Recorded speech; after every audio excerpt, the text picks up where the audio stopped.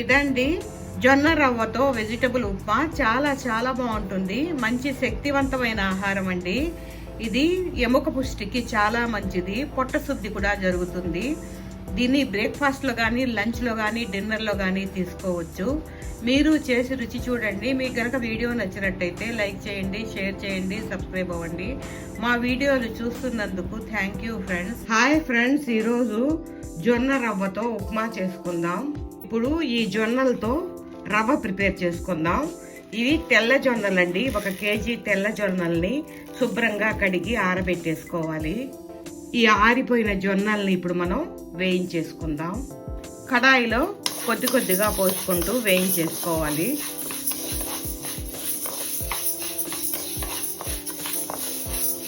ఇవి ఆరోగ్యానికి చాలా మంచివండి.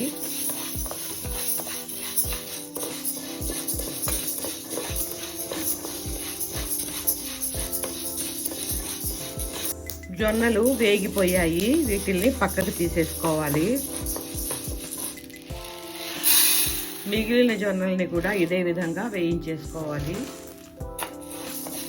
ఈ విధంగా వేయించి చల్లారనివ్వాలి. ఇవి చల్లారాయి. ఇప్పుడు 1 కప్పు జొన్నల్ని మిక్సీ జార్లో వేసి రవ్వగా గ్రైండ్ చేసేసుకోవాలి. ఈ విధంగా సన్నటి రవ్వగా గ్రైండ్ చేసేసుకోవాలి.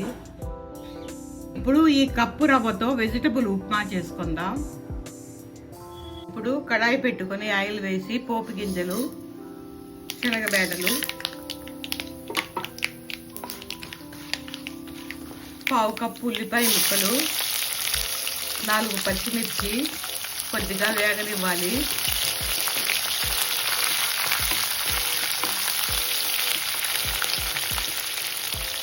కొద్దిగా కొత్తిమీర,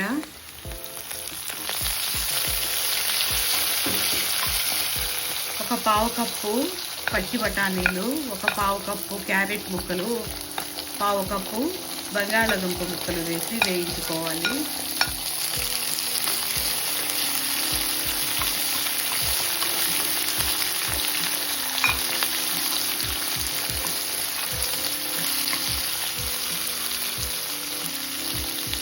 పావు కప్పు టమాటా ముక్కలు,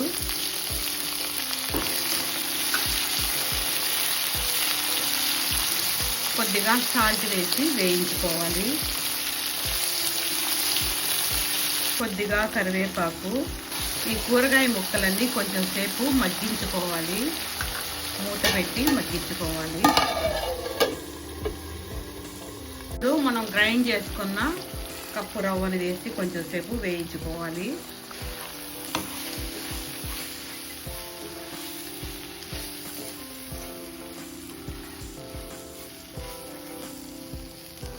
ఇప్పుడు 1 కప్పు రవ్వకి 3 కప్పుల వేడి నీళ్లు పోసేసుకోవాలి.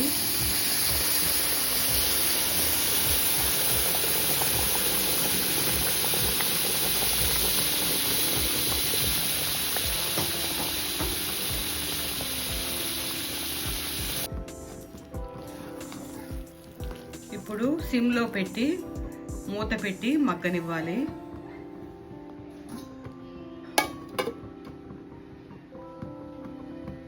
అయిపోయిందండి, ఉడికిపోయింది. జొన్న రవ్వతో వెజిటబుల్ ఉప్మా చాలా చాలా బాగుంటుంది. హెల్దీ రెసిపీ కూడా.